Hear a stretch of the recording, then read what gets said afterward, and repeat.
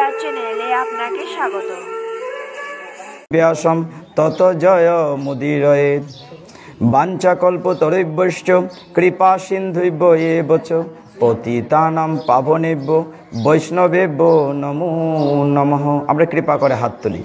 জয় শ্রী কৃষ্ণ চৈতন্য প্রভু নিত্যানন্দ শ্রী অদ্বৈত গদাধর শ্রীবাসাদি গৌর ভক্ত বৃন্দ।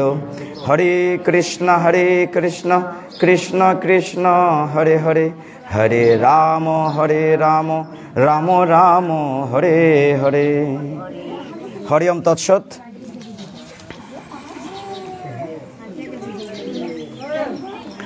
হরি ওম তৎসৎ। আমি যে বিষয়টা কৃপা করতে জন্য বলছি, সকলের চরণে প্রার্থনা জানাই আমরা কথা যেন না বলি, কারণ এখানে মনিটর নাই, অর্থাৎ সাউন্ডটা বোঝা যাচ্ছে না ভিতরে কতটুকু। না, সাউন্ডটা বাইরে যাচ্ছে, ভিতরে নাই। আচ্ছা ঠিক আছে।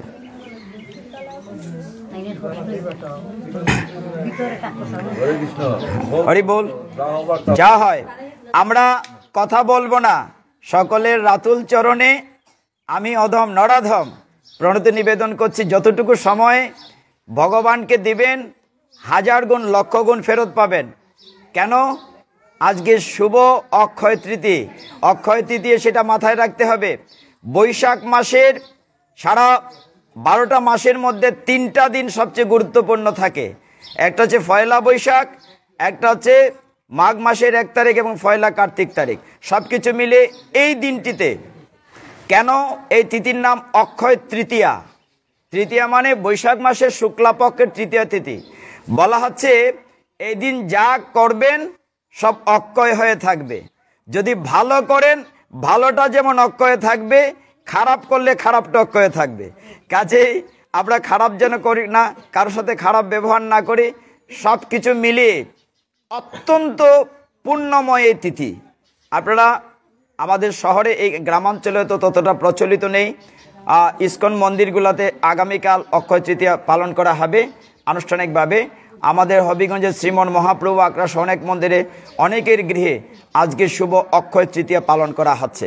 কেন অক্ষয় তৃতীয়া অর্থাৎ বৈশাখ মাসের শুক্লপক্ষের তৃতীয়া তিথি কেন অক্ষয় বলা হচ্ছে, কেন এত পুণ্যময়, আমরা এই সম্পর্কে শাস্ত্র থেকে 2-1টি কথা বলবো, তারপর গীতায় যাব।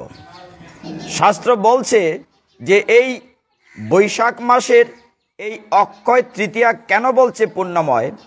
আমাদের সনাতন শাস্ত্রের সত্যযুগ এবং ত্রেতা যুগ যেদিন শুরু হয়েছিল সেই দিন ছিল বৈশাখ মাসের এই শুক্লপক্ষের তৃতীয়াটি।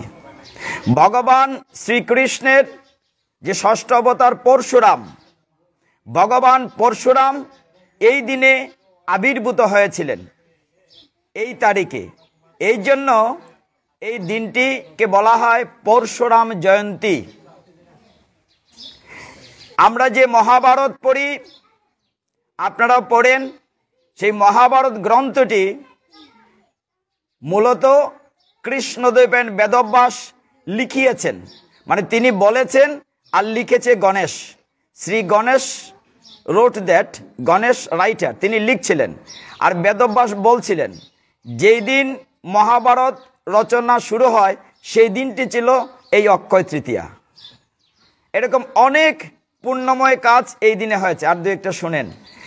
শাস্ত্র বলছে শুভ অক্ষয় তৃতীয়ার দিন আমরা সাধারণত, আমার খুব ভালো লাগছে, আরেক মাতাজি মালা জপ করছিলেন, আরেকজন মাতাজিকে দেখেছি। আমরা সাধারণত 16 মালা জপ করি, কিন্তু অক্ষয় তৃতীয়ার দিন আমরা বলি আজকে যত বেশি পারো নেবে, কারণ যা করবে তাই অক্ষয় হয়ে থাকবে। যারা আমরা মালা নিয়মিত নেই না তাদেরকে অনুরোধ করব অন্তত কিছুটা মালা জপ করার জন্য।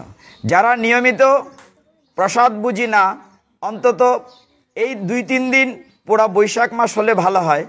ভগবানকে নিবেদন করে খাবেন, ভগবানকে দিয়ে প্রসাদ পাবেন, অন্যরকম আস্বাদন হবে। কাজে যেহেতু সুন্দর একটি দিনে অক্ষয় তৃতীয়ার দিন, আপনারা দেখেছেন মহাভারতে দ্রৌপদী পঞ্চপাণ্ডব যখন বনে ছিলেন তাদের একটি পাত্র ছিল, যে পাত্র থেকে খাবার কোনোদিন শেষ হতো না। সূর্যদেব যুধিষ্ঠিরকে একটি পাত্র দিয়েছিলেন এই বৈশাখ মাসের শুক্লা তৃতীয়াতে। পাত্রটির নাম অক্ষয় পাত্র। এইটা থেকে 100, 1000 না, লাখো লোক খেলেও খাবার শেষ হতো না। তবে শর্ত ছিল, যখন দ্রৌপদী খেয়ে ফেলবেন তারপর আর খাবার থাকবে না। এই অক্ষয় পাত্রটিও সূর্যদেব এই দিনে দিয়েছিলেন। যারা পুরীতে গিয়েছেন, জগন্নাথের পুরীতে, সেইখানে রথ হয়। আমাদের সারা বাংলাদেশ না, সারা পৃথিবীতে ইস্কনের যে রথ হয়, 3টা রথ হয়, কোথাও একটা রথ হয়। আপনাদের আশেপাশে নবীগঞ্জ রাধা গোবিন্দের আখড়ায় রথ হয়, একটা রথ হয়, এবং প্রত্যেক বছর ওই রথটাই রং টং করে আবার রাস্তায় নামানো হয় আষাঢ় মাসের তৃতীয়াতে। এখন পুরীতে যে রথ হয়, যারা টেলিভিশনে দেখেছেন কিংবা পুরীতে গিয়েছেন, রথ হয় 3টা, একটা জগন্নাথের, একটা বলদেবের, একটা সুভদ্রা মহারানীর। বিশাল বিশাল কাঠের রথ। এই রথগুলোতে একটাও ধাতব বস্তু, লোহার পেরেক ব্যবহার করা হয় না, এবং এই রথগুলো প্রত্যেক বছর নতুন করে তৈরি করা হয়। কাঠ দিয়ে, মনকে মন কাঠ দিয়ে তৈরি করা হয়। যখন রথযাত্রা শেষ হয়, উল্টা রথের পরে আনার পরে রথের কাঠগুলো নিলামে বিক্রি করা হয়। অনেক লোকে, ধনাঢ্য ব্যক্তিরা লক্ষ লক্ষ টাকা দিয়ে রথটির কাঠ কিনে নিয়ে রাখে। কেন? অনেকের অনেকভাবে নেই। কেউ বলে, আমি যখন মারা যাব এই রথের পবিত্র কাঠ যেন আমার শেষকৃত্যে দাহতে দেওয়া হয়। অনেকে এই রথের কাঠের টুকরো চৌকাঠে লাগিয়ে রাখে, যাতে প্রতিদিন প্রণাম করে যাবে। এই অক্ষয় তৃতীয়ার দিন উড়িষ্যাতে রথ বানানো শুরু হয়। অর্থাৎ কত পুণ্য বলবো এই দিনটিতে। এই দিনটিতে রথ বানানো শুরু হয়। তারপরে যজ্ঞ যে করা হয়, যজ্ঞের মধ্যে যে জব, মামনি তুমি চিনো জব, চিকন চিকন গমের মতো আর একটু চিকন, যজ্ঞের মধ্যে যে দেওয়া হয় জব দিয়ে ছাতুও হয়। জবের জন্ম হয়েছিল অক্ষয় তৃতীয়ার দিন। আমরা যে জল না হলে শুদ্ধ হই না, তার নাম হচ্ছে গঙ্গা। আমি এসেই আচমন পাত্র খুঁজছিলাম, যে আমরা আচমন পাত্র ছাড়া আমরা বসতে পারি না। আগে তো দেহ আসন শুদ্ধ না করে তো বসতে পারি না। এখন বৈশাখ মাসের একটি বড় মাহাত্ম্য হলো, বলা হচ্ছে যে কটা দিন আছে, আর হয়তো 12-13 দিন আছে, যে কয়টা দিন আছে আপনারা কৃপা করে ভোরে উঠে স্নান করবেন, বহু পুণ্য। এটাকে আমরা বলি ব্রহ্ম মুহূর্তে স্নান। ব্রহ্ম মুহূর্ত কোনটি আমি একটু ক্লিয়ার করি। সেটি হচ্ছে সূর্যোদয় থেকে 1 ঘন্টা 36 মিনিট পেছনের যে সময়, তাকে বলে ব্রহ্ম মুহূর্ত। যখন সূর্য উঠবে তার 1 ঘন্টা 36 মিনিট পেছনের সময়টিকে বলে ব্রহ্ম মুহূর্ত। ওই সময় স্নান করবেন। এখন তো আর কার্তিক মাস না, ঠান্ডা না, তো গরমের দিনে ভোরে উঠে স্নান করবেন। আর কি করবেন? দান করবেন। স্নান এবং দান। দান কি? তুলসী মহারানী। তুলসী মহারানীকে আমরা কৃষ্ণ প্রেয়সী বলি। প্রত্যেকের বাড়িতে তুলসী গাছ আছে। স্নান করে সে তুলসীতে জল দান করবেন। আমরা কি করি, যারা দেখেছেন আমাদের বাড়িতে, আমরা বৈশাখ মাসের 1 তারিখ কি করেছি, তুলসী গাছের 2 দিকে 2টা বাঁশ দিয়ে উপরে আরেকটা বাঁশ দিয়েছি, ওইখানে একটা ঘটি বেঁধে দিয়েছি। মাটির ঘটি বেঁধে একটা ছিদ্র করে সলতা দেওয়া আছে, ফুটা ফুটা করে সারাদিন তুলসীতে জল পড়ে। বৈশাখ মাস যেহেতু খুব টান, খরা, এই কারণে শাস্ত্রের নির্দেশ আছে তুলসীতে যাতে সারাদিন জল পড়ে। প্রত্যেকটা ইস্কন মন্দির গেলে দেখবেন এরকম হাঁড়ি বেঁধে দেয়া হচ্ছে। আমরা শহরে দেখবেন প্রত্যেকের বাড়িতে, কারো তো নিজের বাড়ি নাই, বারান্দার কার্নিশে, ছাদের উপরে তুলসীর মধ্যে একটা ঘটি বা একটা কিছু দিয়েছে যাতে জল পড়ে। স্নান এবং দান, এই যে বলা হচ্ছে স্নান করবেন, হরি বল।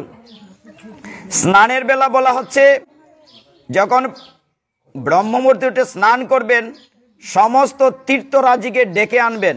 বলে কোথায় আনবো? এখন তোর পুকুর নাই, অনেক জায়গায় শহরে নদী নাই, গ্রামে যদি 1-2টা পুকুর আছে। নদীতে স্নান করার কথা, নদী পাবো কই? আমরা তো বাথরুমে স্নান করি। তখন বলা হচ্ছে বালতিতে জল যে নেবেন, সেখানে সমস্ত তীর্থকে আহ্বান করবেন। আপনারা সকলেই জানেন, গঙ্গে চ যমুনে চৈব গোদাবরী সরস্বতী নর্মদে সিন্ধু কাবেরী জলস্মিন সন্নিধিং কোরা কুরুক্ষেত্রং গয়া গঙ্গা। যদি তাও না জানেন, গুরু মহারাজ বলছেন কিচ্ছু লাগবে না, শুধু গঙ্গা গঙ্গা গঙ্গা 3 বার গঙ্গা বলে ওই জল দিয়ে স্নান করবেন ভোরে ওঠে। এখন এই অক্ষয় তৃতীয়ার বড় মাহাত্ম্য হচ্ছে, এই পৃথিবীতে গঙ্গাকে ভগীরথ নিয়ে এসেছিল তার পূর্বপুরুষকে উদ্ধার করার জন্য। যেদিন গঙ্গা পৃথিবীতে এসেছিলেন সেই দিনটি ছিল বৈশাখ মাসের শুক্লা তৃতীয়া, অক্ষয় তৃতীয়া। হরি বল। মানে কত মাহাত্ম্য এই অক্ষয় তৃতীয়াতে, এই দিন গঙ্গা পৃথিবীতে এসেছিলেন।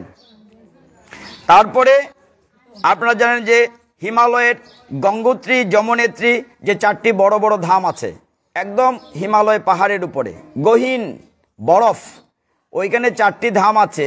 ওই ধামগুলার দরজা 6 মাস বন্ধ থাকে। এই অক্ষয় তৃতীয়ার দিন দরজা খুলে দেওয়া হয় 6 মাস পরে, এবং যখন দরজা খোলা হয় দেখা যায় 6 মাস আগে যে প্রদীপ জ্বালানো ছিল সেই প্রদীপ জ্বলছে, নিবে না। এই অক্ষয় তৃতীয়ার দিন খুলে দেওয়া হয়। আপনারা দেখেছেন, বললাম যে এই দিনে গঙ্গা পৃথিবীতে এসছে। ভগবান শ্রীকৃষ্ণের অন্যতম ক্লাসমেট বন্ধু কে ছিল? সুদামা। আমরা কি জানি সবাই? সুদামা দরিদ্র ব্রাহ্মণ ছিল। সুদামা কৃষ্ণ একসাথে পড়াশোনা করতেন, সন্দীপনী মণির আশ্রমে। সেইখানে অত্যন্ত দরিদ্র সুদামা। তখন ভগবান দ্বারকার রাজা হয়েছেন, বিশাল অর্থবিত্তের বৈভবের মালিক। ভগবান শ্রীকৃষ্ণের কাছে সুদামা গিয়েছিলেন কিছু সাহায্য চাইতে। তিনি যাওয়ার সময় আমরা কারো বাড়িতে গেলে কি করি? কিছু মিষ্টি টিষ্টি কিছু নিয়ে যাই, উপহার। সুদামা তো গরিব মানুষ, তিনি কি নিয়ে যাবেন? ভগবানের বাড়িতে কিছু চিড়া, 5 গড় ভিক্ষা করে কয়েকটা চিড়া, তাও তার ছিন্ন উত্তরিতে বেঁধে নিয়ে গিয়েছিলেন। এইটুকুন পেয়ে ভগবান লক্ষ কোটি ঐশ্বর্য দিয়েছিলেন। সুদামার ভাঙ্গা কুড়েঘর দালান হয়ে গিয়েছিল। কোন দিন সেটি ঘটনা? ওই অক্ষয় তৃতীয়ার দিন ঘটনাটা ঘটেছিল। এই জন্য বলছি যে শুভ অক্ষয় তৃতীয়া, আমরা যে সনাতন ধর্মের লোক আছি আমাদের তো জানা দরকার যে কেন এই দিনটি বিশেষত্ব অক্ষয় তৃতীয়ার কথা বলা আছে। আমরা জানি দেবতাদের অর্থের দায়িত্বে আছেন কুবের, আমরা বলি না কুবেরের দন। কুবের শিব ঠাকুর কাছে প্রার্থনা করে ওই দিন অর্থমন্ত্রীর দায়িত্ব পেয়েছিলেন, অর্থাৎ তিনি সমস্ত অর্থের মালিক হয়েছিলেন। আপনারা সকলেই মহাভারত দেখেছেন। মহাভারতের একটি অন্যতম চরিত্র হচ্ছে দ্রৌপদী। দ্রৌপদীর আরেকটি নাম পাঞ্চালী, দ্রৌপদীর আরেকটি নাম যজ্ঞসেনী, দ্রৌপদীর আসল নাম হচ্ছে কৃষ্ণা। শুনেছ মামনি নামটি আগে? দ্রৌপদীর আসল নাম হচ্ছে কৃষ্ণা। আমি যতক্ষণ গীতা নিয়ে আলোচনা করব এর ভিতরে অনেক তথ্য পেয়ে যাবেন। তিনি যজ্ঞ থেকে উত্থিত হয়েছেন, আমাদের মতো মাতৃগর্ভ থেকে জন্ম নেননি। এই জন্য দ্রৌপদীর নাম হচ্ছে যজ্ঞসেনী। আর তার গায়ের রং কালো ছিল বলে কৃষ্ণবর্ণ, তার নাম হচ্ছে কৃষ্ণা। তিনি ধ্রুপদ রাজার মেয়ে বলে নাম হচ্ছে দ্রৌপদী। যে দেশে তার জন্ম দেশের নাম হচ্ছে পাঞ্চাল দেশ, এই জন্য তার নাম পাঞ্চালী। তো দ্রৌপদী আমরা বিস্তারিত পড়ে যাব। অক্ষয় তৃতীয়ার দিন কি পেয়েছিলেন আমরা আলোচনায় আছি অক্ষয় তৃতীয়াতে, তারপর গীতায় যাব। কেন এই দিনটি এমন একটি দিনে আমি আবারও মাস্টারবাবু দিদিমণিকে কৃতজ্ঞতা প্রকাশ করছি যে এমন একটি দিনে আমাকে নিয়ে আসছেন। শুধু লাভ যে আপনাদের না, আমারও লাভ আছে। এই যে ভগবানের কথা আলোচনা করছি, অক্ষয় তৃতীয়াতে বলা হচ্ছে আপনি যা করবেন তা অক্ষয় হয়ে থাকবে। তার মানে আমি বারবার, আজকে দেখেন ভগবানের ইচ্ছা, আমাদের তো প্রতিদিনই প্রোগ্রাম থাকে, হাউস প্রোগ্রাম, বাইরের প্রোগ্রাম। আজকে 1টা 2টা না, আমার 4টা প্রোগ্রাম। সকালে ঘুম থেকে উঠে হবিগঞ্জে দুলু ডাক্তার চিনেন, বঙ্কবিহারী, তাদের যে মণিহার কাপড়ের দোকান আছে, তাদের বাড়িতে অক্ষয় তৃতীয়া অনুষ্ঠান হচ্ছে, নামযজ্ঞ চলছে। সকালে তাদের বাড়িতে গীতা পারায়ণ করেছি সকালে 8টায় গিয়ে। ওইটার পরে আসছি হবিগঞ্জ মহাপ্রভু আখড়ায়, ওইখানে আবার গীতা পারায়ণ সেরেছি। গীতা অনুসারে এইখানে আসছি, তাহলে 3 নম্বর। আবার সন্ধ্যার পরে হবিগঞ্জের দিয়ানতরাম সাহার বাড়িতে, দেনেশ্বর বাড়িতে আবার গীতা পাঠ আছে। তাহলে অন্যদিন 1টা বা 2টা, আজকে 4টা প্রোগ্রাম। আমার যতই কষ্টকে আমি না করি নাই যে আজকে তো অক্ষয় তৃতীয়া, আজকে সুযোগ ছাড়া যাবে না। যতই কষ্ট হোক আজকে বেশি বেশি ভগবান ভক্তের সাথে থাকতে হবে। সেই দ্রৌপদীর যেদিন বস্ত্রহরণ হয়েছিল রাজসভায়, সেই দিন গোবিন্দ তাকে লজ্জার হাত থেকে রক্ষা করেছিলেন। এটার কাহিনী পরে বলবো। যেদিন রক্ষা করেছিলেন সেই দিনটি ছিল বৈশাখ মাসের শুক্লপক্ষের তৃতীয়া তিথি, অর্থাৎ অক্ষয় তৃতীয়াতে গোবিন্দ তাকে রক্ষা করেছিলেন। সবচেয়ে গুরুত্বপূর্ণ যে কথাটি সেটি হচ্ছে 2টি বিষয়। একটি অন্নপূর্ণা সেদিন আবির্ভূতা হয়ে দিয়েছিলেন শিব ঠাকুরকে সব কিছু, আর চন্দন যাত্রা, বিশেষ করে মায়েদেরকে বলছি, আজকের দিন থেকে নিয়ম হলো ভগবানের গায়ে 21 দিন চন্দন লেপন করতে হয়। আমরা কি চন্দন যাত্রার নাম শুনেছি কিনা? এখানে কেউ শুনেছি চন্দন যাত্রা কথাটি? পঞ্জিকাতে আছে, হরি বল। যা একটা জায়গা পাওয়া যায় যে চন্দন যাত্রাটি কি, হ্যাঁ, এটা আবার কি লিখা আছে পঞ্জিকা, তো সব কিছুই লিখা আছে। মজার ঘটনা হলো, এটা খুব মজা করেই বলি, আমাদের এখানে বৈশাখ মাসের 1 তারিখ আমরা পাঠ করি বড় আকারে, যেখানে 1000 লোক থাকে। তো এই বছর যখন পয়লা বৈশাখে পাঠ করছিলাম, তখন বলছিলাম এক জায়গায়, এক সময় দেখতাম ওই পঞ্জিকা নিয়ে ঠাকুর বাড়িতে যেতেন আর ঠাকুরদা পাটি নিয়ে বসতেন, টিকা টুকা দিতেন, কে রাজা, কে মন্ত্রী, কে জলাধিপতি, কে গঙ্গায় বা রন্ধনে, এরকম বলতেন না। তারপরে পরিবেশনা অন্নপূর্ণা, ভাণ্ডারের লক্ষ্মী, মঙ্গল রাজা, শুক্র মন্ত্রীগুলো বলতেন। এখন আমি বলছি যে এইগুলা কৃপা করে ওদের উপর নির্ভর হইয়েন না, নিজেরা দেখেন, পঞ্জিকা তো বাংলায় লেখা আছে। তো সেই দিন এখানে জানি না জন্মসূত্রে কোনো ব্রাহ্মণ আছেন কিনা, তো সেই দিন যখন পাঠ করছিলাম, তা আমি বলছিলাম আপনারা নিজে দেখেন, ঠাকুর বাড়ি যাওয়ার দরকার নাই। তো এক ঠাকুর দিয়ে লাভ মেরে উঠে বসলেন, হ্যাঁ আপনারা ভাত মেরে ফেলছেন। বলে ভাত মারার প্রশ্ন না, আমি নতুন প্রজন্মের জন্য বলছি, নিজেরটা নিজে দেখেন। পঞ্জিকা তো আরবি ভাষায়, ইংরেজি ভাষায়, সংস্কৃত ভাষায় লেখা না, পঞ্জিকা তো বাংলায় লেখা। লেখা আছে সূর্যোদয় কয়টায়, সূর্যাস্ত কয়টায়, তো নিজে দেখেন না। তো যেহেতু ভালো কথা বলেছেন, পঞ্জিকায় দেখেছেন চন্দন যাত্রা। চন্দন যাত্রাটি হচ্ছে এই আজকের দিন থেকে 21 দিন ভগবানের গায়ে চন্দন দিতে হয়। আপনারা প্রত্যেকের ঘরে ঠাকুরের বিগ্রহ আছে, গোপাল আছে না, কিংবা চিত্রপট ছবি আছে না, চন্দন বেটে ভগবান এই বৈশাখ মাসে বলছেন যে প্রচণ্ড তাপে যখন কষ্ট পান, চন্দন হচ্ছে শীতলকারী, চন্দন দিলে দেহ ঠান্ডা হয়। চন্দনের মধ্যে একটু কর্পূর দেন, আরও ঠান্ডা হয়। গতকালকে মহাপ্রভুর আখড়ায় রাত্রে যখন পাঠ করছিলাম, লাইভে ছিল প্রোগ্রামটা আমার, মানে চন্দন যাত্রা নিয়ে পুরা 1 ঘন্টার উপরে পাঠ করেছে, শুধু চন্দন যাত্রা। চন্দন যাত্রা শুরু করেছিলেন মহাপ্রভুর পরম গুরু, কলিযুগ পাবনমতার শ্রীমন মহাপ্রভুর দীক্ষাগুরুর নাম ঈশ্বরপুরী, ঈশ্বরপুরীর গুরুদেবের নাম মাধবেন্দ্রপুরী।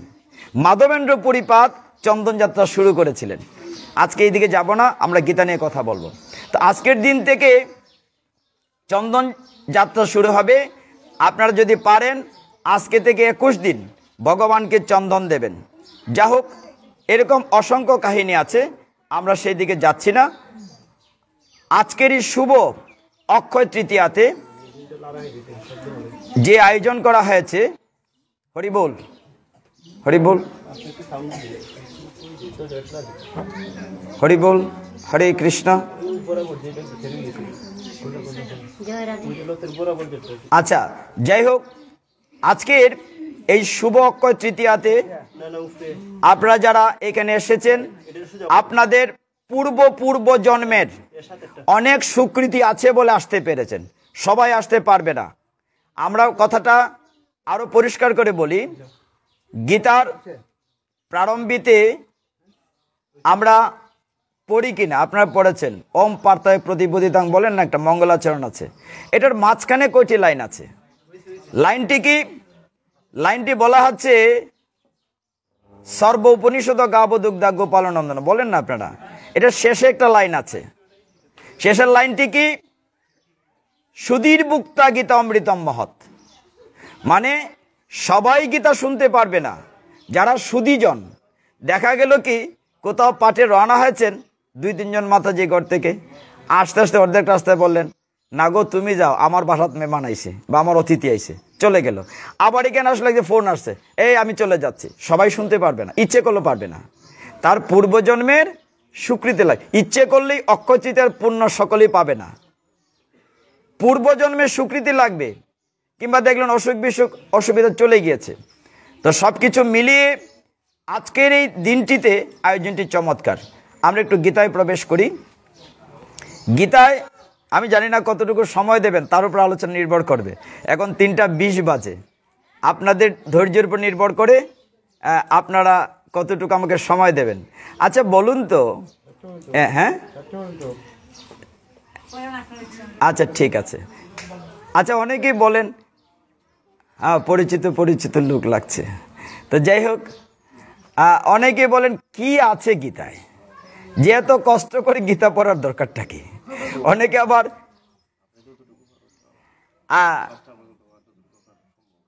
একটা সিগন্যাল বোঝা গেল। তো যাই হোক, আপনার প্রসাদ পেয়েছেন কিনা দুপুরে? দুপুরের প্রসাদ পাঠের পরে, খুব ভালো। তাইলে এটা আক্ষেপ থাকবে যে আমি প্রসাদ পাবো। হরি বল। একটু একটু মানে প্রত্যাশা থাকা ভালো।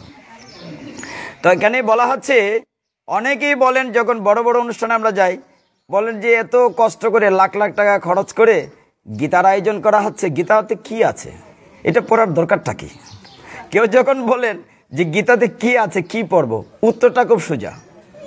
কেউ যদি বলেন গীতাতে কি আছে, উত্তরটা হচ্ছে গীতাতে কি নেই। সব কিছু আছে। আপনি কেমন করে সংসার করবেন, কেমন করে রাজনীতি করবেন, কেমন করে যুদ্ধ করবেন, কেমন করে সুখে থাকবেন, সব প্রশ্নের উত্তর গীতায় দেয়া আছে, যদি একটু একটু একটু মন দিয়ে পড়েন। তবে কথা হচ্ছে, প্রথম কথাটাই যেটি গীতায় গুরুত্ব দিয়ে বলা হচ্ছে, শ্রীণু। গীতায় ভগবান অর্জুনকে বারবার বলেছেন শ্রীণু। আমরা কথা বলবো না, শ্রীণু মানে শুনো।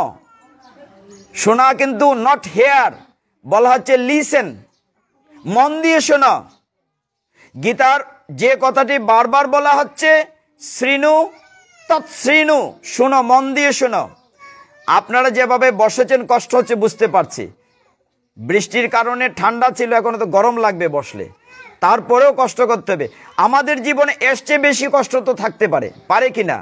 আমি মানব জীবনটা যদি কাজে না লাগাই, আমার এরপরে যে জীবনটি আছে, আমার 28 প্রকার নরক আছে। সনাতন শাস্ত্রে, ভাগবতে আছে, গরুড় পুরাণে আছে, 28 প্রকার নরক আছে। সেইখানে যে আমার জন্য কত শাস্তি অপেক্ষা করছে আমি নিজেও জানি না। কাজে একটু কষ্ট করেন কিছুটা সময়, আর ছোট বাচ্চাদেরকে একটু কন্ট্রোলে রাখেন। হরি বল। ভগবান অর্জুনকে 574টা শ্লোক বলে তার কর্তব্য এনেছিলেন। একটু খেয়াল করুন, গীতায় 67টি শ্লোক আছে, সকলেই জানেন। আপনি যারা নিয়মিত গীতা পড়েন, গীতায় 18টি অধ্যায় আছে, তাও জানেন। গীতা মহাভারতের একটি অংশ। মহাভারতে 18টি পর্ব, 18টি পর্ব থেকে একটি পর্বের নাম বিশ্ব পর্ব। ওইখান থেকে আলাদা করা হয়েছে 25 থেকে 42 অধ্যায়, অর্থাৎ 18 অধ্যায় নিয়ে গীতা হয়েছে। গীতাতে 700 শ্লোক আছে। গীতা 700 শ্লোক, সকলেই আমরা বলি ভগবানের মুখনিসৃত বাণী, রাইট? কিন্তু একটু ত্রুটি আছে। ত্রুটিটা কি? 700 শ্লোক ভগবান বলেন নাই, ভগবান বলেছেন মাত্র 574টি। একটি বলেছে অন্ধরাজা ধৃতরাষ্ট্র, যে খানা বেটা, সে হয়েছে একটা। আর 40টি বলেছে সঞ্জয়, 85টি বলেছে অর্জুন, আর 574টি বলেছেন কৃষ্ণ। সব কিছু মিলিয়ে হচ্ছে 700 শ্লোক। আমরা দুই রকমভাবে গীতার আস্বাদন করতে পারি। অনেকেই, আমরা মজার একটা কথা বলি, ভাল লাগবে শুনতে। আমরা যখন ছোটবেলায় বিভিন্ন উৎসবে যেতাম, এইদিকে নিশ্চয়ই বার্ষিক উৎসব হয়, 16 প্রহর, 32 প্রহর, হ্যাঁ, উৎসব হয়। উৎসবের আগে অধিবাস হয়, অধিবাসের আগে গীতা পাঠ হয় নিয়ম মোতাবেক। এখন দেখা যায় ওইসব উৎসবে কি হতো, একজন বসে গীতা পাঠ করছেন, তার চারদিকে কিছু বুড়ো মানুষ, সাদা কাপড় পরা, ঠাকুর দাদা, জেঠা বাবু, এরকম কিছু লোক বসে আছেন, আর মধ্যে একজন বসে গীতা পাঠ করছেন। হরি বল, হরি বল, দেখে গেল হরি বল বললে ঘুম যাচ্ছে, জেগে উঠছে। মানে তিনি যেমন পড়ছেন, তিনি ছাড়া পৃথিবীর দ্বিতীয় কেউ আর বুঝছে না। এইটা ছিল এক সময়কার গীতা পাঠ। যার ফলে মানুষ যদি 20 জন বসত, অবা নিয়ম রক্ষা করার লেগে গীতা পাঠে একটু খরণ লাগে, বৌরে বা, ওই নিয়ম রক্ষার কারণে গীতা পাঠে বসত, আস্তে আস্তে কমে যেত। আপনাদের চরণদুলি নিয়ে আমরা এটা উল্টিয়ে দিয়েছি। এখন যত সময় যাবে ইয়াং পিপুলরা আসবে। আমরা বিভিন্ন পাঠে একসময় সাদা কাপড় দেখতাম, এখন রঙিন জামা কাপড় দেখি। তার মানে কি, young peoples are gather there, they are want to know our Gitas, Gita সম্পর্কে জানতে চাচ্ছে। এখন গীতায় 31 শ্লোক বলেছে অন্ধরাজা ধৃতরাষ্ট্র, আর সঞ্জয় 40টি বলেছে। খুব সহজে যদি শর্টকাট বুঝতে চাই, এই এলাকায় যেহেতু সকলের সাথে প্রথম দেখা, 1-2 জন ছাড়া, আমরা খুব সংক্ষেপে গীতাটিকে একটু কনসোল করতে পারবো কেন আমরা গীতা পড়ছি। যে দেখুন, অন্ধরাজা ধৃতরাষ্ট্র, গীতা যদিও একটি নিরস গ্রন্থ, গল্প টল্প করলে ভালো লাগে হয়তো, ভাগবত নিয়ে আলোচনা করলে, কিন্তু যেহেতু গীতা পাঠের বলা হচ্ছে, গীতাটাকে সরস করা যাবে। আমি খুব মজা করে মাঝে মধ্যে বলি, এখানে চুনারোঘাট কারো বাড়ি আছে? চুনারোঘাট নাই? ও আছেন চুনারোঘাটে, ভেরি গুড। চুনারোঘাটে একটা জায়গা আছে রাজার বাজার বগাডুপি, হরি বল। তো চুনারোঘাটে আমরা যে ছোটবেলা যেতাম, সেইখানে মুরব্বীরা বলতে পারবে, ছোট মামনিরা বলতে পারবে না, সেইখানে একটা কুশাইর পাওয়া যেত, এটার নাম লোয়ার ট্যাঙ্ক কুশাইর। নাম শুনেছেন কিনা? লোয়ার ট্যাঙ্ক কুশাইর একটা কুশাইর পাওয়া যেত। তো ওই কুশাইরটা খুব শক্ত, দাঁত দিয়ে ছিলে গেলে জামি ছিলে যেত, কিন্তু খুব রস, খুব মিষ্টি। তো যে কোনো গীতা গ্রন্থের মলাটটা মনে করেন খুব শক্ত, হার্ড, কিন্তু ভিতরে রস আছে, যদি আপনি বের করতে পারেন। এই হচ্ছে এর ভিতরে মিষ্টি রস আছে। গীতা একটি দর্শন শাস্ত্র, ফিলোসফি, কঠিন কঠিন শ্লোক, কিন্তু এটাকে সহজ করে তুলে ধরা যাবে যদি আপনারা সহযোগিতা করেন। শ্রীনু, শুনতে হবে। কেন? ভগবান বলছেন তোমার দেহটা একটা বাড়ি, একটা ঘর, আর কানটা হচ্ছে বৈঠকখানা, ড্রয়িং রুম। কারোর সাথে যখন প্রথম পরিচয় হয়, তাকে কি আমরা ভেতরে করে নিয়ে যাই? না, প্রথম ড্রয়িং রুমে বসাই, বৈঠকখানায়, তারপরে তার সাথে যদি ভালোবাসা হয়, ঘনিষ্ঠতা হয়, তবেই না ভগবানের শুনতে শুনতে কথা, যদি ভগবানের সাথে একটা সম্পর্ক হয়, প্রেম হয়, তবেই না ভগবানকে হৃদয়ের মন্দিরে ভেতরে নিয়ে যাব। আগে তো শুনতে হবে, শ্রবণম মঙ্গলম। এই জন্য বলা হচ্ছে যে প্রথম শুনতে হবে। এই জন্য সারা গীতায় ভগবান বহুবার বলেছেন অর্জুনকে, শ্রীনু, তুমি শোনো। শেষ দিক থেকে যদি আসি, খুব সংক্ষেপে যাওয়ার এইটাই সহজ পথ। পিছন দিক থেকে আসলে আপনারা সাধারণত গীতা পড়েন কিভাবে? কোনো একটা অধ্যায় ধরে, যে বা ঠিক আছে বা ভক্তিযুগটা ফরিলাও, দ্বাদশ অধ্যায়, কিংবা ফরিলাও কর্মযোগ, কিংবা চতুর্থ অধ্যায় জ্ঞান যোগ, কিংবা সপ্তম অধ্যায় বিজ্ঞান যোগ, কিংবা অষ্টম অধ্যায় অক্ষর ব্রহ্মযোগ, কিংবা নবম অধ্যায় রাজবিদ্যা রাজযোগ, একটা ফরিলাও। এটা খণ্ডিত। খণ্ডিত হলে আপনি বুঝতে পারবেন না। ভগবান সমস্ত গীতা মিলে একটা মালা। আমরা যদি 18টা অধ্যায়কে 18টা বাগান মনে করি, তো বিভিন্ন বাগান থেকে একটা দুইটা ফুল এনে একটা মালা যদি গীতেন, তাহলে পূর্ণ হবে, অপূর্ণ থাকবে। তাইলে এত বড় গীতাকে 1-1.5 ঘন্টা বলা সম্ভব না। 574টা যদি কৃষ্ণের কথাই বলি, কিন্তু আমরা একটা সামারি করতে পারবো যদি একটু মন দিয়ে সহযোগিতা করেন। ভগবান, আমরা যেখানে বসেছি আজকে অক্ষয় তৃতীয়াতে, শুভ অক্ষয় তৃতীয়াতে, সঞ্জয় দুটি পরিচয় দেই। সঞ্জয় হচ্ছে, একটি পরিচয় হচ্ছে তিনি রথী। রথী মানে যারা রথ চালায় তাকে বলা হয় রথী। অন্ধরাজা ধৃতরাষ্ট্রের ড্রাইভার ছিলেন, রথী। এই সঞ্জয়ের আরেকটি পরিচয় আছে, তিনি কৃষ্ণদ্বৈপায়ন বেদব্যাসের শিষ্য। অন্ধরাজা ধৃতরাষ্ট্রের সেই মন্ত্রী বা রথী সঞ্জয়কে জিজ্ঞাসা করেছেন, ও সঞ্জয়, বলো তো, এই যে যুদ্ধ শুরু হতে যাচ্ছে, কুরুক্ষেত্রের যুদ্ধ, বলো তো কে জিতবে? আমরা তো অগ্রিম জানতে চাই না অনেক সময় যে এই খেলা যে চলছে, ব্রাজিল জিতবে না আর্জেন্টিনা জিতবে, একটা মনে একটা আগ্রহ থাকে। তো অন্ধরাজা তার সচিবকে বা মন্ত্রীকে জিজ্ঞাসা করছে, এ বলো তো কে জিতবে? এখন সঞ্জয় যদি সরাসরি বলে তোমরা জিতবে না, পাণ্ডব পক্ষ জিতবে, তাহলে তো চাকরি নট হয়ে যায়, কারণ সে তার আন্ডারে চাকরি করে, সে তো সরাসরি বলতে পারে না। এইটি হচ্ছে গীতার শেষ শ্লোক। আপনারা তো প্রথম দিক থেকে পড়েন, অধ্যায় থেকে পড়েন, আমি না আজকে উল্টা দিক থেকে আসলাম, তাহলে বুঝতে সুবিধা হবে। গীতার শেষের শ্লোকটা কে বলেছে? সঞ্জয় বলেছে। সঞ্জয় আমি পরিচয় দিয়েছে, দুটো পরিচয়। সঞ্জয় গুরু কৃপায় দিব্য দৃষ্টি পেয়েছিল। সে হস্তিনাপুরে বসে কুরুক্ষেত্রের যুদ্ধ দেখেছে এবং রাজাকে বলেছে। ওই যে বিদেশে খেলা হয়, আমরা ঘরে বসে দেখি, এরকম টেলিকাস্ট, যেমন আমরা এখানে প্রোগ্রাম করছি, সারা পৃথিবীর লোকে দেখছে, ওরকম টেলিকাস্ট। সঞ্জয়কে যখন জিজ্ঞাসা করলেন বলো তো কে জিতবে, তখন সঞ্জয় একটু বুদ্ধি করে একটা শ্লোক বলল। এইটাই গীতার শেষের শ্লোক, 18 অধ্যায় মুখ্য যুগের 78 নম্বর শ্লোক অথবা 700, যেভাবেই বলেন। সঞ্জয় কি বলেছে? সঞ্জয় বলেছে, ইয়াত্র যুগেশ্বর কৃষ্ণ ইয়াত্র পার্থ ধনুর্ধর তত্র শ্রী বিজয় ভূতির ধ্রুবা নীতির মতির মম। সংস্কৃত বুঝা গেল না, বাংলায় বলি। সঞ্জয় বলছেন, যে পক্ষে থাকেন কৃষ্ণ যুগেশ্বর, যে পক্ষে থাকেন পার্থ ধনুর্ধর, সেই পক্ষেই শ্রী বিজয় লক্ষ্মী সম্পদ, সেই পক্ষে ধর্মনীতি, ইহা মূর মত। তার অপিনিয়ন জানিয়ে দিল। সঞ্জয় কি মত জানালো? যে যেদিকে কৃষ্ণ থাকবেন, যে পক্ষে থাকেন কৃষ্ণ যুগেশ্বর, সেই পক্ষেই শ্রী বিজয় লক্ষ্মী সম্পদ ধর্ম এইগুলা পাওয়া যাবে। সরাসরি বলল না, কিন্তু ইঙ্গিতে বলল যেদিকে কৃষ্ণ থাকেন। এখন বলেন তো, এই যে কষ্ট করে বসেছেন খুব ঠাসাঠাসি করে, আমাদের তো একটা উদ্দেশ্য আছে, আপনাদের মানে উদ্দেশ্য, কেন কষ্ট করে বসছেন?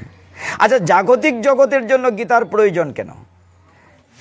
গীতাকে আমরা সব জায়গায় বলি গীতা হচ্ছে আমার একটা পূর্ণাঙ্গ জীবন ব্যবস্থা, দি কমপ্লিট কোড অফ লাইফ। আমরা যখন ঘরে টেলিভিশন কিনি, কম্পিউটার কিনি, মোবাইল কিনি, একটা ছোট বই দেয় সাথে, booklet, how to operate the instrument, কি করে চালাবেন সেটি বলে দেয়। গীতাটি হচ্ছে এরকম একটি বুকলেট যা অনুসরণ করে আপনার মানুষ জীবনটা চালাবেন। এই জীবনটা চালানোর জন্য গাইডলাইন হচ্ছে গীতা। এই শ্লোকটিতে ভগবান বলছেন, সঞ্জয় বলেছে, যে পক্ষে থাকেন কৃষ্ণ যুগেশ্বর, সেই পক্ষে শ্রী বিজয় লক্ষ্মী সম্পদ ধর্ম পাওয়া যাবে। আচ্ছা, আমরা যে জগতে আছি, আমরা শ্রী চাই কিনা মাতাজি? শ্রী মানে তো সুন্দর, আমরা চাই কিনা? সুন্দর থাকার জন্য কত ফেয়ার অ্যান্ড লাভলি মাখি, হ্যাঁ, কত চেষ্টা করি, কত স্নো পাউডার মাখি। আমরা চাই কিনা সুন্দর থাকতে? চাই। আমরা বিজয় চাই কিনা? বিজয় চাই কিনা বোঝা যায় ইলেকশন আইলে, হ্যাঁ, কীরকম যুদ্ধ হয়। আমরা ধর্ম চাই কিনা? নিশ্চয়ই চাই। আমরা সম্পদ চাই কিনা? নিশ্চয়ই চাই। আমরা লক্ষ্মী চাই কিনা? চাই। গীতা সিদ্ধান্ত দিয়েছে, তুমি যদি শ্রী চাও, বিজয় চাও, লক্ষ্মী চাও, তাহলে কৃষ্ণকে তোমার পক্ষে রাখতে হবে। দেখেন আস্তে আস্তে সোজা হয়ে যাচ্ছে না গীতাটা? তাহলে আমরা কেন বসেছি? আমরা এগুলা চাই মাস্টার, আমরা চাই কিনা? এগুলা চাই। যদি চাই, গীতা সিদ্ধান্ত দিয়েছে তুমি যদি শ্রী চাও, বিজয় চাও, লক্ষ্মী চাও, সম্পদ চাও, ধর্ম চাও, তাহলে কৃষ্ণকে তোমার পক্ষে রাখতে হবে। এখন কৃষ্ণকে কি করে পক্ষে নেব? দুই রকম বিষয় আছে। একটা হচ্ছে যে এই আমাদের বাড়িতে যখন মারামারি লাগে, আমার পক্ষে কে যায়? আমার আত্মীয় স্বজন। কোর্টে মামলা হয়, কে যায়? আমার আত্মীয় স্বজন সাক্ষী দেয়। আরেকটা পক্ষ পাওয়া যায় যদি টাকা দিয়ে বুকিং করা যায়। কিন্তু ভগবানকে তো এরকম টাকা দিয়ে বুকিং করে পক্ষে নেওয়ার কোনো সুযোগ নাই, আছে কি? There is no scope to give something to the almighty Shri Krishna. ভগবান তো আমাদের মতো মানুষ না যে টাকা দিয়ে পক্ষে নিয়ে নেব। কিন্তু গীতা সিদ্ধান্ত দিয়েছে, আমার কথা না, গীতা সিদ্ধান্ত নিয়েছে আমি যদি সুখ শান্তি চাই, তাহলে কৃষ্ণকে আমার পক্ষে রাখতে হবে। তাহলে আমরা একটা উদ্দেশ্য নিয়ে বসলাম। আজকে গীতা পাঠ শেষে আমরা বুঝতে চেষ্টা করব কিভাবে কৃষ্ণকে আমার পক্ষে নেওয়া যায়। এটা মাথায় রাখবেন, ভুলে যাবেন না। আমরা আজকে কৃষ্ণকে পক্ষে নেওয়ার জন্য শুভ অক্ষয় তৃতীয়াতে বসেছি। একটু মন দিয়ে খেয়াল করেন, এই শ্লোকটিতে একটু মজা না করলে আপনারা আবার বেরসিক হয়ে যাবেন, মানে একটু রস থাকতে হবে। ওই যে বললাম, এটার ভিতরে রস আছে। এখানে বলা হচ্ছে ইয়াত্রা কৃষ্ণ যুগেশ্বর, মানে যে পক্ষে থাকেন কৃষ্ণ যুগেশ্বর। কথাটা খেয়াল করেন, যে পক্ষে থাকেন কৃষ্ণ যুগেশ্বর। যুগেশ্বরটা হচ্ছে একটা অ্যাডজেক্টিভ, বিশেষণ। এখানে বেশিরভাগ শিক্ষক, আমি ছাত্র, আপনারা এটা ভালো বুঝেন। বিশেষণ মানে অ্যাডজেক্টিভ। কৃষ্ণকে বলা হচ্ছে তিনি যুগেশ্বর। যুগেশ্বর শব্দের অর্থ হচ্ছে সমস্ত যুগের ঈশ্বর। যুগ মানে হচ্ছে কৌশল, টেকনিক। সমস্ত কৌশলের যিনি মহারাজা, তিনি অনাদিরাদি গোবিন্দ। আমরা কিসের? Software engineer. আমাদের চেয়ে বড় ইঞ্জিনিয়ার ভগবান। তিনি তো সবকিছু রেডি করছেন, তারপরে কি হবে, তারপরে কি হবে। ভগবানকে বলা হচ্ছে যুগেশ্বর। তিনি যে যুগেশ্বর তার একটি উদাহরণ দেই, মজা পাবেন, বুঝতে সুবিধা হবে। তিনি যে সমস্ত কৌশল জানেন, ভগবানকে বলা হচ্ছে সমস্ত কৌশলের মহারাজা। তিনি তার ভক্তকে রক্ষা করার জন্য যা যা কৌশল প্রয়োজন তা করেছেন। যখন যুদ্ধ শুরু হয় নাই, হবে হবে কুরুক্ষেত্রের যুদ্ধ, ভগবান তখন দ্বারকার রাজা। কোথাকার রাজা বলছি? দ্বারকার রাজা। আমার সাথে হেলো হাই করে নিলে আবার ঘুম আসবে, বোঝা যাবে। দ্বারকার রাজা, ভগবান তখন দ্বারকার রাজা। আর এই গীতা পাঠের আসরে, ভাগবত পাঠের আসরে দুইটা লোক ঢুকবেই। কলির দুইটা মেয়ে আছে, একটা হচ্ছে আলস্য, একটা হচ্ছে নিদ্রা। আপনাকে ঠুকর দিতে পারে, বি কেয়ারফুল। মানে আলস্য নিদ্রা ঢুকবেই। আরেক জায়গায় ঢুকে এই চন্দনা মাতা যে বলতে পারবেন, যখন আমরা জপতলিতে মালা নেই, তখন দেখবেন আবার আলস্য নিদ্রা এসে ঢুকে। খুব সাবধান থাকতে হয়। তো ভগবান বলছেন তাকে বলা হচ্ছে যুগেশ্বর। যখন যুদ্ধ শুরু হয় তখন তিনি দ্বারকার রাজা ছিলেন। ভগবানের বিশাল সৈন্যবাহিনী ছিল। ভগবানের সৈন্যবাহিনীর নাম ছিল নারায়ণী সেনা। কি সেনা? নারায়ণী সেনা। গুড, এই তো আপনারা রেসপন্ড করছেন, এই তো দিদিমণিও এখন সজাগ। মানে ভগবানের সৈন্যবাহিনী, এই যে 71 সালে আমরা পাঞ্জাবি সেনা কইতাম না, খুব শক্তিশালী, ভগবানের সেনাবাহিনীর নাম ছিল নারায়ণী সেনা। ভগবান ঘোষণা দিলেন, আগামীকাল ঘুম থেকে উঠে যাকে প্রথম চোখ খুলে দেখব সে যা চায় তাই দেব। খবরটা আপনার মামায় পাইছে, মামারে ছিলেন তো, শকুনি মামা। মামায় খবরটা পাইয়া দুর্যোধন বাইক না, খবর একটা বালা আছে বলে গীতা, যে দ্বারকার রাজা ঘোষণা দিছে ঘুম থেকে ফইলা গেলে যেটা চাইতে দিব, বাইক না জলদি যা বুড়িটা জায়গা দ্বারকা। বেটা নারায়ণী সেনা যদি আনতা পারস তে তো বেটা খামসাইরা লাইছে। খবর শুই না শকুনি যখন দুর্যোধনকে পাঠালো, দুর্যোধন ভুড়ে একদম দ্বারকাতে গেল। ভগবান তো যুগেশ্বর, তিনি তো সমস্ত কৌশল জানেন। ভগবান এরকম শুয়ে আছেন, ভগবান তো লীলা পুরুষোত্তম, কত লীলা যে করছেন, তাই মানে শুয়ে রয়েছেন। আর ভগবানের মাথার পিছনে একটা সুন্দর চেয়ার রাখা আছে। দুর্যোধন গিয়ে দেখে ভগবান ঘুমে, খুব ভুরে গেছে, গিয়ে দেখে ভগবান ঘুমে, দেখা যায় একটা চেয়ার তার মাথার পিছনে। ভাবতেছে এটা বোধহয় আমার লেগে, আমি তো রাজার ছেলে না, ভিতরে একটা অহংকার আছে না, আমি হলাম খানা বেটা ধৃতরাষ্ট্রের ছেলে যুবরাজ, ভগবান বোধহয় এটা আমার লেগে। এটা তো ভগবানও হয় না, গোয়ালার ফুলা বাসুদেব, বাসুদেবে বোধহয় চেয়ারটা আমার লেগেই লাগছে। দুর্যোধন চেয়ারও বইয়া ডাটছে, ফাও লড়াইতেছে। কতক্ষণ পরে অর্জুন গেছে, অর্জুনের দিকে দুর্যোধনে কয়ে লাভ নাই, you are too late, chair একটাই ছিল, আমি এটা অকুপাই করে ফেলেছি, ইউ আর টু লেট, আর তো জায়গা নাই বর। অর্জুন তো ছিল ভক্ত, ভগবান এরকম লম্বায় শুয়ে আছেন। অর্জুন কি করেছে, কৃষ্ণের চরণ প্রান্তে জোড় হাতে বসে আছে, যে কখন ভগবান চোখ খুলবেন, কখন দেখা হবে। কিছুক্ষণ ভগবান তো সব দেখতেছেন অন্তর্যামী। কতক্ষণ পরে ভগবান চোখ খুলেই বলছেন, ভ্রাতা অর্জুন তুমি কখন এসেছো, কেমন আছো? এইটা শুনে দুর্যোধনে ফাল্লাম এই রয়েছে, ওই ফইলি পার্সিলিটি শুরু করছেন, আমি আইছি পতাকালা সবার আগে, আমার না জিগে তুমি অর্জুনকে জিগেইতেছো। হ্যাঁ, প্রথমে পক্ষপাতিত্ব শুরু করছো। কৃষ্ণ বলছেন, আমি কি বলেছিলাম?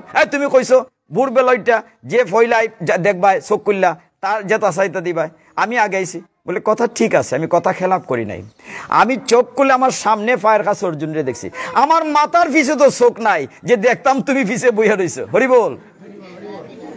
যে আমার মাথার পিছনে তো কোনো চোখ নাই, পিছনে বৈশা রয়েছে। এই হচ্ছে যুগেশ্বর, ভগবান সমস্ত কৌশল জানেন। এর পরের জায়গাটি একটু শুনি।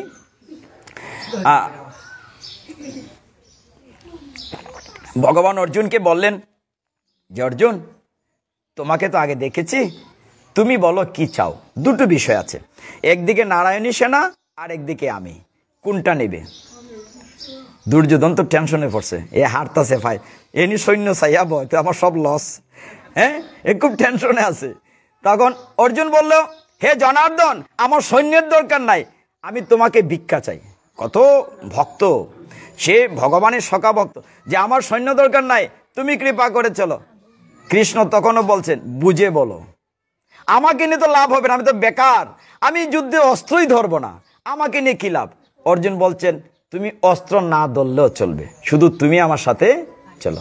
আর দুর্যোধন কইছে, আর যেটা চাইছে দিলাও না, দিয়ে বিদায় করো, বাকিটা তো আমি পাইমু, মানে সৈন্যটা তো আমি পাইমু। তো দুর্যোধন পেল সৈন্য আর অর্জুন পেল কৃষ্ণকে। দুর্যোধন বাড়িতে গিয়ে চিৎকার করে মামার কইছে, মামা খামে কান খইরা লাইছি। বলে কিতাবটা বাইক না, বলে আমি সব নারায়ণী সেনা ফাইলিছি, তাহলে তো আমরা শক্তিশালী। এইটা শুনে শকুনি মাথায় হাত দিয়ে বসে পড়ছে। তো দুর্যোধন জিজ্ঞাসা করতেছে, মামা কিতা হইল, বিষয়টা কিতা? শকুনি বলতেছে, বাবারে আমরা বোধহয় যুদ্ধে আর জিততে পারতাম না। বলে কেন? তুমি কত কৌশল জানো, হ্যাঁ, কত চালাকি করে, হ্যাঁ, কত কৌশল করে তাদেরকে পাশা খেলায় হারাই দাও। শকুনি বললে, আমি কি কৌশল জানি, আমি কি ছল জানি, আমার চেয়ে 1000 গুণ 1,00,000 গুণ ছল জানে গোয়ালার বেটা বাসুদেব, তার কাছে আমি কিচ্ছুই না। বাইকনারে আমরা বোধহয় আর জিততে পারতাম না, তোমার কৃষ্ণকে আনাটা উচিত ছিল। তো যাই হোক, যুদ্ধ শুরু হচ্ছে। আমরা এই মুহূর্তের কুরুক্ষেত্রের যুদ্ধক্ষেত্রে আছি।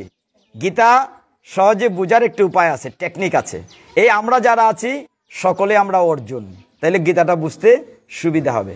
এখন মাতাজিরা কইবা আমরা কেমনে অর্জুন, আমরা তো মহিলা, হ্যাঁ আমার চাকরি থাকতো না এখান থেকে। শাস্ত্র বলছে মহিলা পুরুষ বলে কিছু নাই, এইগুলো বুঝতে হবে। আমরা সকলেই প্রকৃতি, একমাত্র পুরুষ পুরুষোত্তম অনাদিরাদি গোবিন্দ। আমাদের দেহগত ডিজাইন ভিন্ন হতে পারে, কিন্তু আমরা পুরুষ নারী না, আমরা সকলেই প্রকৃতি, একমাত্র পুরুষ পুরুষোত্তম অনাদিরাদি গোবিন্দ। আমরা নিজেকে যদি অর্জুন মনে করি তাহলে গীতাটা বুঝতে সুবিধা হবে। আমরা আরেকটু আগাই, যুদ্ধ শুরু হয়ে গেল। ভগবানের চাকরি কোথায় পেলেন? অর্জুনের রথের ড্রাইভারের চাকরি পেলেন। হ্যাঁ, অর্জুনের রথের ড্রাইভারের চাকরি পেলেন। যিনি বিশ্ব ব্রহ্মাণ্ডের মালিক অনাদিরাদি গোবিন্দ, তিনি কিনা অর্জুনের রথের ড্রাইভার। অর্জুনেরও প্রথম দিকে কিছুটা অহংকার আছে, সেও তো রাজপুত্র, হ্যাঁ সেও তো তৃতীয় পাণ্ডব। অর্জুন বলল, হ্যাঁ জনার্দন, এই বিশাল যুদ্ধক্ষেত্র কুরুক্ষেত্র, যেখানে 18 অক্ষয়িনী সৈন্য আছে, প্রায় 39,26,000 সামথিং। তো এত বিশাল সৈন্যবাহিনী, বলা হচ্ছে 96 মাইল এরিয়াটা ছিল মাঠের, হরিয়ানা প্রদেশে, ভারতের। গত কিছুদিন আগে শুধু কুরুক্ষেত্রের বর্ণনা একটা পাঠ করছি, এইগুলো ডিটেলস আছে যাব না, সময় কুলাবে না। সেই যুদ্ধ যখন শুরু হচ্ছে, অর্জুন বললেন, হে জনার্দন, রথকানা মধ্যখানে নিয়ে রাখো, আমি দেখি কার সাথে যুদ্ধ করতে আসছি। ভগবানকে আমরা যুগেশ্বর বলেছি, তিনি টেকনিক জানেন। এইখানে দেখেন তিনি যে যুগেশ্বর, ভগবান ইচ্ছে করলে রথটা অন্য জায়গায় রাখতে পারতেন। যেমন এখানে মনে করেন কেউ আসলে এখানেও বসতে পারবে, ওইখানেও বসতে পারবে, অনেক জায়গা আছে, সারা উঠান খালি আছে। ভগবান কি করলেন, রথটা এমন জায়গায় নিয়ে রাখলেন, অর্জুন চোখ খুলেই দেখে তার সামনে তার বৃদ্ধ দাদামশাই বিশ্বদেব। অন্য জায়গায় রাখতে পারতেন। চোখ খুলেই দেখে তার টিচার অস্ত্রগুরু দ্রোণাচার্য, চোখ খুলেই দেখে তার কুলগুরু কৃপাচার্য, দেখে তার শ্বশুর সম্বন্ধী, এই আপনজন দেখে তার শরীর কাঁপতে শুরু করেছে, হাত পা ঘামতে শুরু করেছে, জিহ্বা শুকিয়ে গেছে, রথের উপর বসে পড়েছে, বলছে জনার্দন আমি যুদ্ধ করবো না, রথ ঘুরে চলো। ভগবান তো ইচ্ছে করে এখানে রাখছেন, এইটি তো যুগেশ্বর। তিনি চেয়েছেন অর্জুনের বিষাদ আসুক, আমি তাকে সঠিক পথে নেব। দেখেন আপনারা যারা গীতা পড়েন দয়া করে একটু পড়বেন, খুব অঙ্কের মতো সিরিয়াল আছে, কোনটার পরে কোনটা হবে। ভগবানকে অর্জুন বলছে ফিরে চলো, আমি যুদ্ধ করব না। কেন তুমি যুদ্ধ করবে না? তুমি তো ক্ষত্রিয়, তোমার কর্তব্য হচ্ছে যুদ্ধ করা, ওঠো। প্রথম অধ্যায়ে ভগবান একটি কথাও বলেন নাই। প্রথম অধ্যায়ের নাম অর্জুন বিষাদ যুগ। অর্জুন বিষাদ যুগে ভগবান একটি কথাও বলেন নাই। দ্বিতীয় অধ্যায় সাংখ্য যুগ থেকে ভগবান বলতে শুরু করেছেন, 2 নম্বর শ্লোক থেকে ভগবান বলছেন তুমি যুদ্ধ করো, আর অর্জুন বলছে যুদ্ধ করব না। এই জায়গাটিতে আমরা আছি। অর্জুন কেন বলছে? অর্জুন বলছে আমি যদি যুদ্ধ করি পুরুষরা সব মরে যাবে, এই মাঠে লক্ষ লক্ষ মানুষ, আর পুরুষরা যদি মারা যায় মহিলারা বিধবা হয়ে যাবে, আর মহিলারা বিধবা হলে তারা বেবিচারিণী হবে, আর বেবিচারিণী হলে চরিত্র নষ্ট হলে শঙ্কর সন্তান জন্ম হবে, বর্ণ শঙ্কর, আর শঙ্কর সন্তান দ্বারা পিণ্ডদান হয় না, উত্তর পুরুষ উদ্ধার পাবে না, কুলক্ষয় হবে। অর্জুনের কথাতে যুক্তি আছে, কিন্তু ভগবান কি বলছেন? অর্জুন তুমি কথাগুলো বলছো জ্ঞানীর মতো, কাজটি করছো মূর্খের মতো। তুমি মারার কে? আমি তো মেরে রেখেছি, তুমি উপলক্ষ মাত্র। দেখেন কিরকম ভাবে তাকে কৌশল করছেন। আর তুমি কি ক্লিব নাকি? তুমি কি গুরমা নাকি? দেখেন 3 নম্বর শ্লোকে দ্বিতীয়ত বলছেন কি, ক্লৈবং মাসমগম, মানে ক্লিবত্ব ত্যাগ করো, উত্তিষ্ঠত পরন্তপ, উঠো, তুমি অন্যায়ের বিরুদ্ধে, অসত্যের বিরুদ্ধে, অধর্মের বিরুদ্ধে যুদ্ধ করো। আমরা তো কিচ্ছুই লেখালি ফালাই, পলায়ন মনোবৃত্তি না। ভগবান গীতায় স্পষ্ট বলেছেন উঠো, জাগো, যুদ্ধ করো, অন্যায়ের বিরুদ্ধে, অসত্যের বিরুদ্ধে, অধর্মের বিরুদ্ধে। ক্লৈবং মাসমগম বলছেন, উত্তিষ্ঠত পরন্তপ, 2য় অধ্যায় সাংখ্যযোগ 3 নম্বর শ্লোক। আরেকটু পরে অর্জুন চিন্তা করছে, না আমি যুদ্ধ করব না। ভগবান বলছেন তুমি যদি মারো কাটো, দেহটাকে মারবে, আত্মাকে তো মারতে পারবে না, আত্মা তো অবিনশ্বর। এত সুন্দর শ্লোক আছে। 2য় অধ্যায় সাংখ্যযুগের 23 নং শ্লোকে ভগবান বলছেন, ন এনম চিন্দন্তি শস্ত্রাণি ন এনমে দহতি পাবকহ ন চৈনমে ক্লেদয়ন তপ ন সুষয়তি মারুতহ। আত্মাকে অস্ত্র দিয়ে কাটা যায় না, আগুনে পোড়ানো যায় না, জলে ভিজানো যায় না, বাতাসে উড়ানো যায় না। আত্মাটি অবিনশ্বর। তারপরের কথাটি খুব গুরুত্বপূর্ণ, খুব মন দিয়ে খেয়াল করেন। গীতার কি শিক্ষা দিচ্ছেন ভগবান? বলছেন, অর্জুন তুমি যদি মারো বা কাটো দেহটাকে মারবে, আর তুমি যদি নাও মারো দেহটা এমনিই মরে যাবে। দেখেন কি সূক্ষ্ম জ্ঞান ভগবান বলছেন, আমরা এটা বুঝতে চাই না। ভগবান বলছেন তুমি যদি মারো বা কাটো দেহটাকে মারবে, আর যদি নাও মারো দেহটা এমনিই মরে যাবে। উদাহরণ কি? এই যে বৃদ্ধ পিতাজি, বা আমারও বয়স হয়েছে, আমার 61+, আমি 2 বছর পেনশনে চলে গেছি। আমি ইচ্ছে করলেই কি ছোট বালক হতে পারবো? আর পারবো না। আমার ওই দেহটা মরে গিয়েছে। এই যে বৃদ্ধা মাতাজি আছেন বা দিদিমণি আছেন, আপনি ইচ্ছে করলে ছোট মেয়ে হতে পারবেন? পারবেন না। কিন্তু আমরা মনে করি আমি বোধহয় আগের মতোই আছি। না, আমার দেহের মৃত্যু প্রতি মুহূর্তেই হচ্ছে। আমার শিশুকাল মরে গিয়েছে, কৈশোরকাল মরে গিয়েছে, যৌবনকাল মরে গিয়েছে। আমি হয়তো এখন বানপ্রস্থে বা প্রৌঢ়ত্বে আছি। তার মানে কি? ভগবান গীতা মানে তো জ্ঞান। কি জ্ঞান দিলেন? অর্জুন তুমি যদি মারো দেহটাকে মারবে, আর যদি নাও মারো দেহটা এমনিই মরে, যেটা এমনিই মরে যাবে, এইটা নিয়ে অনুসূচনা কেন করছো? কথাটা যুক্তিতে আনলেন। তুমি এটা অসূচানন্য সূচাস্তাং প্রজ্ঞাভাদংশ বাসসি গতাসন গতাসনশ্চ নান অনুসূচান্তি পণ্ডিতা। একজন পণ্ডিত লোক কে এলো কে গেল এ নিয়ে কখনো অনুসূচনা করে না। তুমি তো মূর্খ। অর্জুন তবুও বুঝতে চাইলেন না। পর্যায়ক্রমে আমরা একটু আগাই। পর্যায়ক্রমে অর্জুনকে যখন জ্ঞান দিচ্ছিলেন, অর্জুনের ভাবটা প্রথম দিকে কিছুটা অহংকার ছিল। তিনি বুঝতে চাইছিলেন না, সমর্পিত হইতে চাইছিলেন না। কেন? তিনি বলছিলেন যে দেখো কৃষ্ণ, তুমি আমি তো একই রকম। তুমি তো আর 4টা-5টা মাথা না, ব্রহ্মার মতো। তুমিও দেখতে একই রকম, আমি একই রকম। অর্জুন এবং কৃষ্ণ যখন যুদ্ধ হচ্ছিল, পিটাপিটি 71 বয়স আর 73 বয়স ছিল, দেখতে একই রকম। অর্জুন বলছেন আমি তোমার কথা শুনি না। কথাটা এরকম আর কি, বুঝার জন্য বলছি। তুমি কি আমার ভগবান নাকি? হ্যাঁ, তোমার জন্ম আমার মতোই, তোমারও 2টা হাত আমারও 2টা হাত, তোমারও 2টা পা আমারও 2টা পা, তুমিও তো জন্ম নিছো। আমি বরঞ্চ রাজার ছেলে আর তুমি গোয়ালার ছেলে, তোমার কথা কেন শুনবো?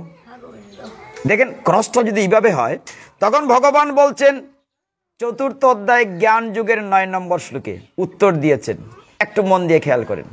ভগবান বলছেন জন্ম কর্ম চমে দিব্যম এবমিউ ব্যক্তি তত্ত্বতঃ ত্যক্তা দেহম পুনর্জন্ম ন ইতি মামেতি সু অর্জুন।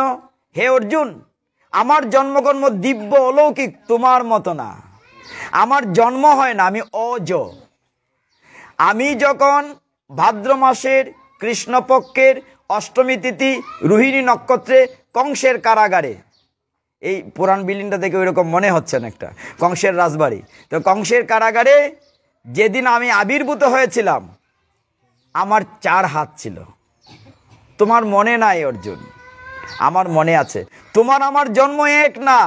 এবং যে শুধু এই কথাটা বুঝে, দেখেন কি শ্লোকটা সুন্দর।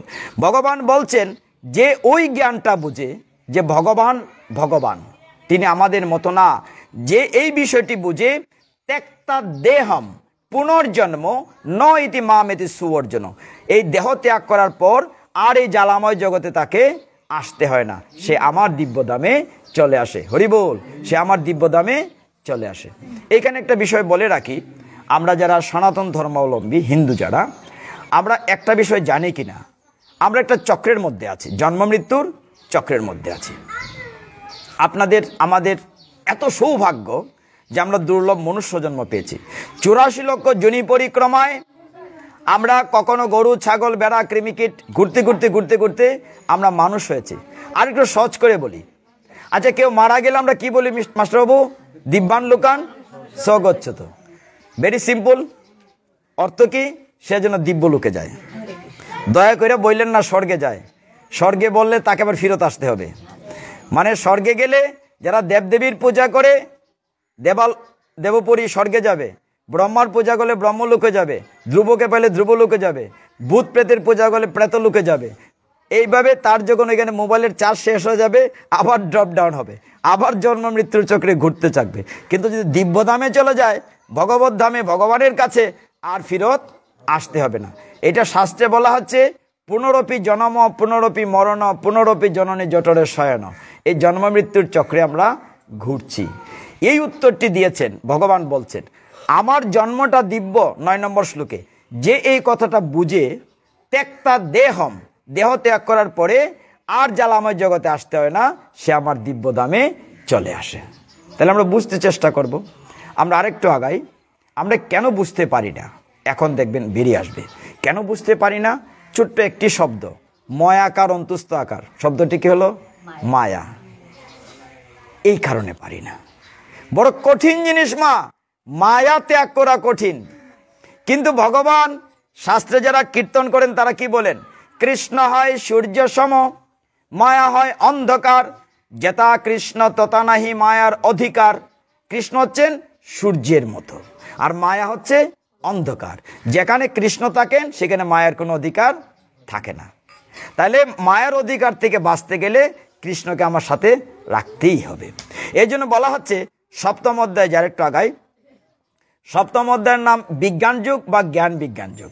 এখানে 14 নম্বর শ্লোকে ভগবানকে অর্জুন একটু যেন ক্রস করে বলছিল, তুমি বলেছ তোমার মায়া অতিক্রম করা কঠিন।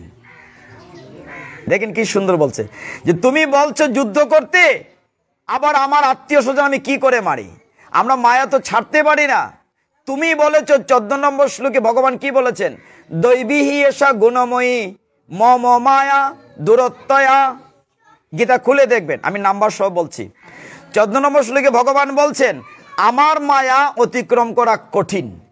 তার মানে মায়া ভগবানের সৃষ্টি।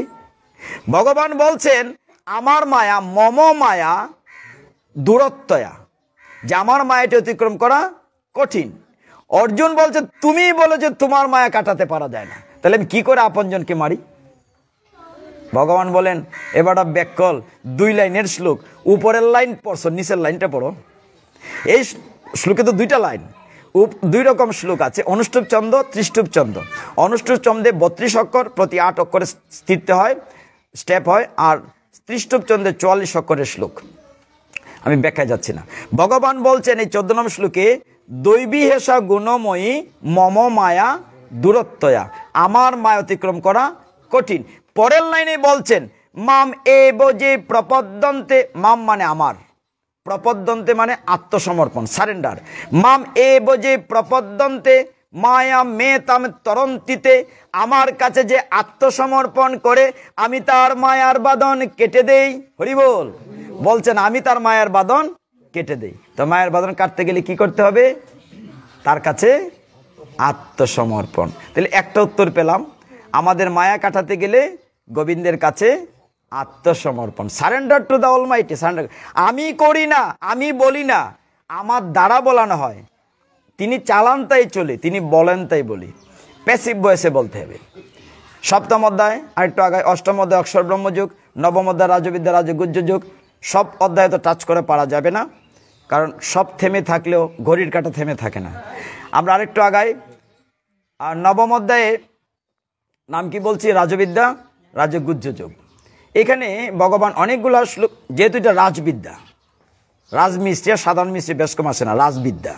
আর বলা হচ্ছে রাজগুহ্য, গুহ্য মানে গোপন, গোপন জ্ঞান। ভগবান বলছেন অর্জুন আমি তোমাকে প্রচন্ড ভালোবাসি, এই গীতা জ্ঞানটি আর কাউকে দিচ্ছি না, তোমাকে দিচ্ছি। কেন? ভগবান বলছেন যে দেখো তুমি সবার চাইতে অনসোয়া। অনসোয়া মানে তোমার ভিতরে ঈর্ষা নাই, হিংসা নাই, জিলাস নাই, এই জন্য জ্ঞানটা আমি তোমাকে দিচ্ছি। অনেকেই অনেক জায়গায় বলেন পাঠে যখন বসি তখন তো ভালোই লাগে শুনতে, হ্যাঁ, পাঠ থেকে উঠে গেলে তো কিছুই মনে থাকে না। পাঠ থেকে উঠে গেলে জিজ্ঞাসা করা যায় কেমন হয়েছে পাঠ, আরে খুব ভালো হয়েছে, কেমন হয়েছে, আরে খুব ভালো হয়েছে, কি শুনছেন বলিটা তো মনে নাই। এটা থাকে না। কেন থাকে না এটার উত্তরটা বলি। কেন থাকে না? আমাদের ভিতরে একটি পরশ্রী কাতরতা বা মাৎসর্য দোষ আছে, সেটা ঈর্ষা। আমাদের মাথায় যদি একটা ঝুড়ি মনে করেন, জ্ঞানের ঝুড়ি, এটা ঈর্ষা নামক ষড়রিপু ওইটা ছিদ্র করে ফেলে। এই কারণে আমরা যেতে যেতে সব পড়ে যায়, থাকে না মাথায়। যার ঈর্ষা কম হিংসা কম, সে জ্ঞানটা মনে রাখতে পারবে। এই জন্য ভগবান বলছেন এই জ্ঞানটি তোমার, তারও 4টা ভাই আছে, ওদেরকে দিচ্ছি না, আমি তোমাকে দিচ্ছি, কারণ তুমি হচ্ছে অসোয়া, তোমার ভিতরে ঈর্ষা নাই। খেয়াল করে না, এটা জীবনের ব্যাপার। আমাদের জীবনে আমরা তো ওইটা ত্যাগ করতে পারি না। আমার যদি কোনো ভাই বড়লোক হয়ে যায়, তারে কেমনে নাম মানে যায় চিন্তার থাকি। আরে বইনে বইনে যে সুন্দর জামা কাপড় এক বোনে পরে আরেক বোনে সহ্য করতে পারে না। এই কারণে মনে রাখতে পারি না, জ্ঞানটা ধরে রাখতে পারি না। ভগবান বলছেন নবম অধ্যায়ে গিয়ে 22 নম্বর শ্লোকে বলছেন কেমন করে থাকতে হবে। উত্তর দিয়েছেন ভগবান, অনন্য চিন্তয়ান্ত মাম যে জনা পর্য উপাসতে তে সামে নিত্য অভিযুক্ত নাম যুগক্ষেমং বহামি অহম। কথা ঠিকই, খুব মন দিয়ে খেয়াল করেন। ভগবান বলছেন অনন্য চিত্তে, সব চিন্তা বাদ দিয়ে যে কেবল আমার চিন্তা করে, অনন্য চিন্তায়ন্ত মাম। সাংস্কৃত বোঝা যায় না এখন, আস্তে আস্তে আপনাদের পট করে বুঝে লাইছেন, আমরা বুঝতে বহুত দিন লাগছে, কারণ আমরা এরকম বুঝে হয়েছে না, খালি অং অং অং ফইরা গেছে গা, আর এখন আমরা একটা একটা কইরা হয়ে যাই। ভগবান এই শ্লোকে বলছেন অনন্য চিন্তয়ান্ত মাম, মাম মানে আমাকে, যে অন্য চিন্তা বাদ দিয়ে, অন্য চিন্তায়ন্ত মাম যে জনা পর্য উপাসতে, যে আমার উপাসনা করে,